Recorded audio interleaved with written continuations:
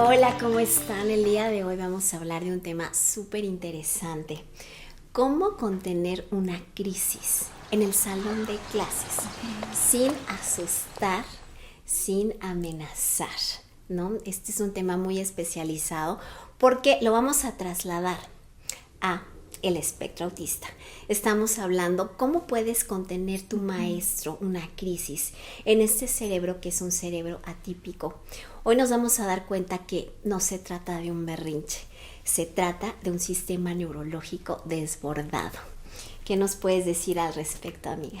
Gracias, amiga. Pues bueno, qué importante es este tema. La verdad es que si hablamos del área educativa, siempre pensamos en la escuela y cualquier alumno que asista a la escuela, sea cerebro típico o atípico, automáticamente todos pensamos educación. Tiene que aprender a leer, tiene que aprender a escribir, tiene que aprender a conocer los números, a sumar, a restar, y entonces dejamos de lado algo importante, ¿no? En este caso, un cerebro con autismo, no podemos iniciar la intervención con aspectos específicos curriculares, con contenidos, si no logramos que haya una adecuada regulación emocional, porque si no hay una regulación emocional no puede haber un aprendizaje. Un cerebro que no está procesando información, regulando emociones, no está concentrado para aprender, ¿sí? Y si a esto le agregamos la parte sensorial, que se puede disparar muchísimo en el autismo,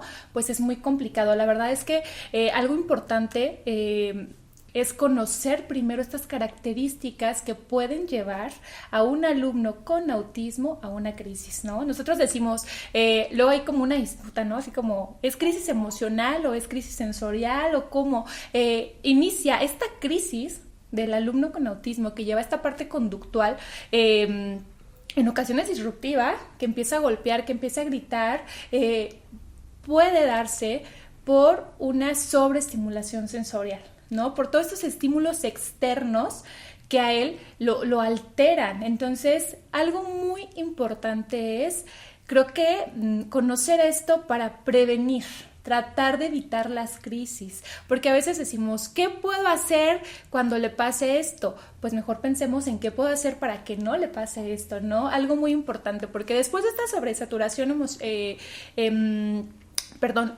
sensorial, pues viene esta parte emocional, porque esto lo puede llevar a ansiedad, a estrés y a una crisis, o sea, de picos de cortisol altísimos, que obviamente ya nos generó una dificultad mayor. Ya no es solo la parte sensorial, ahora es la parte emocional y ya tengo dos factores, dos dificultades que me van a limitar o impedir el aprendizaje, ¿no? Entonces, algo muy importante que podemos hacer como maestros es comprender cómo puedo evitar o prevenir estas crisis. Hay que conocer que un cerebro, un alumno con autismo, tiene o puede tener hipersensibilidad o hiposensibilidad.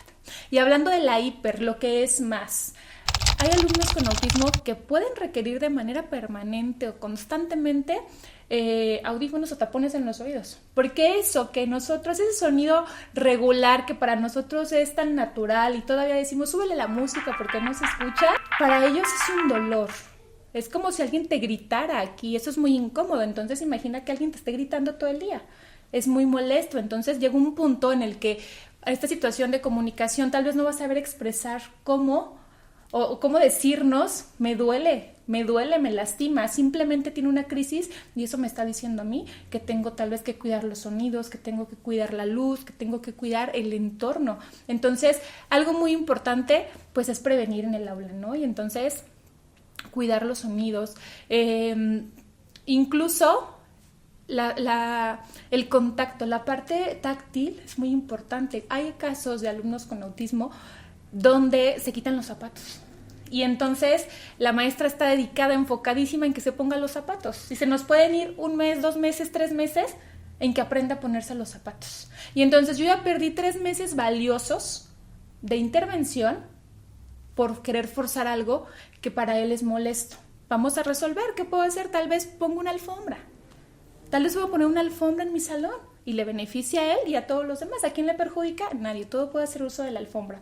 Ya sea que todos adentro sin zapatos o con zapatos, pero que él esté tocando o esté en alguna textura más suave, no dura, porque puede ser a veces el contacto con la parte de concreto, lo duro del piso, pero también puede ser que el zapato le molesta, le incomoda, entonces tendríamos que buscar un zapato tal vez más suave. Es todo un proceso de conocer al alumno y por eso es muy importante observar y recabar información con padres de familia y estar muy alerta y registrando. Conocer las características sensoriales. Un alumno con autismo me va a permitir prevenir acondicionando mi aula y evitar estas crisis en la medida de lo posible. Totalmente cierto. Esto tendríamos que hacerlo pues todos los maestros, ¿verdad? Que la verdad esto yo no sé, no lo he visto tanto, no sé, tú tendrás más experiencia en eso, pero es todo una ambientación que se tiene que hacer. Y bueno, además de toda esta ambientación es muy importante que veamos que tenemos que entender, pues como ya decíamos en el capítulo pasado, el procesamiento cerebral del cerebro atípico, pero también el lenguaje, cómo se está comunicando ese niño, porque este cambio de conducta quiere decirnos algo. Y la verdad es que en el cerebro atípico o en el espectro autista, en general no es una situación manipulatoria, en general no es un berrinche, en general no es que no tenga voluntad para hacerlo. Casi siempre estaremos hablando de una sobrecarga cerebral. Aquí el cerebro ya está diciendo, ya me fatigué, ya estoy saturado, ya tengo demasiado sobre mí, ya necesito una pausa. Y esas pausas en general tienen que ser frecuentes y darle su tiempo de recuperación a ese cerebro. Entonces aquí lo que tendrían que ver mucho los maestros también creo es que la comunicación en el cerebro atípico sí es diferente. Estamos hablando que el cerebro típico pues es más de decir las cosas de manera circunstancial. Esto de echar el rollo, darle vuelta a las cosas, déjame marearla para ver si la manipulo. Sí, eso es el cerebro típico. ¿Cuál es el funcionamiento del cerebro en el espectro? Es literal. Estamos hablando de que ellos sí dicen las cosas directo. Eso no me interesa. Eso no lo quiero hacer. Eso no me gusta. Maestro, te lo están diciendo muy claro. Las palabras que dice la persona con espectro autista son evidentes, tienen un significado que está claro y directo. Eso no vas a esperar en el cerebro atípico, el típico. El típico sí busca una circunstancialidad donde pueda manipularte y llevarte a que hagas lo que él quiere. Niños así, el cerebro típico. El cerebro atípico tiene estas bondades en su lenguaje. Te va a decir claramente lo que no le gusta, lo que le cayó gordo, lo que le molestó en ese momento. Algo muy importante del cerebro atípico es que no entiende de subtexto. Esto quiere decir que no entiende de lo que esté implícito en las palabras. El cerebro atípico no entiende lo que tú crees que quisiste decir, pero no lo dijiste. O sea, todos estos lenguajes de te lo hago entender con mi contacto, con mi lenguaje no verbal, el cerebro atípico no lo entiende. Nosotros lo entendemos. Yo te puedo decir que si tú volteas feo a verme, pues te enojaste, ¿verdad? O me quisiste decir algo con eso. El cerebro atípico no entiende de las cosas que están como por debajo del agua, como hacemos mucho en el cerebro típico. Ellos no leen eso y de hecho el cerebro atípico puede entenderlo como algo deshonesto. No me dijiste, no, sí, pues yo me enojé y te hice caras y te hice gestos y hablé con mi lenguaje no verbal. No lo dijiste para el cerebro atípico, no dijiste para el espectro autista, hablaste con un lenguaje típico. Ese lenguaje lo conoce el cerebro típico, no lo conoce el cerebro atípico. Entonces, maestro, tienes que empezar a conocer esa comunicación, que es directa, que es clara, que es concisa, porque tienes que ver que ellos no leen entre líneas. Eso es algo que no puedes seguir haciendo, maestro. Y por eso es que tienes que entender muy bien que todo esto del lenguaje comunicativo del espectro autista muy probablemente lo estés malinterpretando y estés teniendo una idea muy errónea de lo que para ti es un berrinche y para el niño es una sobrecarga neurológica. ¿O qué piensas, amiga? Así es. Lo dijiste muy específico, sobrecarga neurológica, ¿no? Sobrecarga sensorial. Es esta activación, ¿no? Del cerebro. Y yo creo que todos nosotros necesitamos en algún momento una pausa, ¿no? Antes le decíamos, o le decimos aún en el área educativa, la famosa pausa activa, ¿no? Ya tanto tiempo de trabajo requiere un respiro. Y en cualquier proceso de aprendizaje, necesitamos un espacio, un respiro, toma aire, ve al baño, refréscate, toma agua, regresas y conectas nuevamente con lo que estás haciendo. Y entonces todos necesitamos ese respiro. Pero aquí lo importante es comprenderlo desde el espectro autista. Ellos requieren constantemente este respiro. Y en ese sentido, qué importante es no sobresaturarlos, no sobrecargarlos. Yo he visto en muchos casos cómo se puede reducir o prevenir una crisis cuando cuidamos el contexto, el entorno, no sobrecargamos, no exigimos, no presionamos. Eso es muy importante. Ponía yo el ejemplo hace un momento de los zapatos, ¿no? ¿Por qué exigirle que se ponga los zapatos y no respetar que es molesto para él traer los zapatos?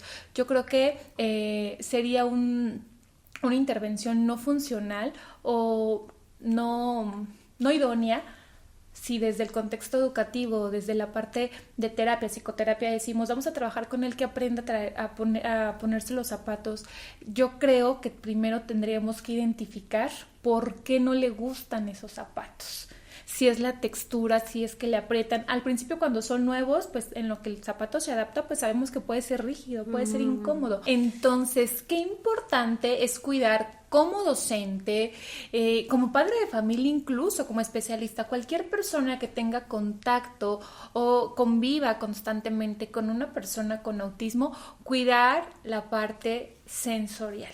A veces decimos, es que ¿por qué no me quiere ver? Y queremos forzarlo. Mírame, te estoy hablando. No, por favor, no forcemos. Tiene que ver también incluso con que el ver tele puede generar una sobrecarga sensorial. Lo decías hace un momento tú, es que cuando hablamos con el lenguaje no verbal, comprendemos el gesto, una mirada. Pero muchas veces cuando hablamos parpadeamos mucho, hacemos gestos, incluso nos podemos tocar el cabello, tal vez traigo un labial muy chillón, muy fosfo, muy fluorescente y entonces eso a él le sobrecarga de manera sensorial y prefiere evitarlo. Además también está la otra parte donde no comprende porque no hay esta flexibilidad cognitiva para comunicarse de forma gestual, verbal, etcétera. Entonces tal vez no puede comprender esto y le genera ansiedad por no comprenderlo al mismo tiempo que le puede generar una sobrecarga sensorial. Entonces qué importante no forzar a que te vea. ¿Sí? Es algo que debe darse de manera natural cuando quiera establecer contacto, pero algo que les recomendamos es cuidar justamente que cuando tú te dirijas a una persona con autismo no traigas un color que visualmente pueda generar una sobrecarga sensorial, que no traigas pulseras o accesorios que generen un sonido que pueda resultar irritante o que sea un estímulo externo, ¿no? Que genere justo esta crisis. Es una parte o un poquito de lo que podemos hacer para prevenir estas crisis. Justamente. Y bueno, retomando esto que dices, es muy importante. Hoy queremos que pues los maestros sobre todo se lleven qué es lo que sí no deben de hacer. Esto que dijiste es muy cierto. Estamos viendo que no están entendiendo el funcionamiento cerebral en muchos aspectos y ahí es donde tenemos que ver el contacto visual es más un lenguaje de qué cerebro, del cerebro típico. Entonces, si un niño le hablas y no está haciendo contacto visual, en el espectro no es necesariamente que no te esté poniendo atención. A veces toda esa información ya la traen aquí y no está haciendo contacto visual. Entonces, ese es uno de los hitos muy característicos del lenguaje atípico. no pidas, maestro, contacto visual, porque eso no es un lenguaje del cerebro atípico, ¿verdad?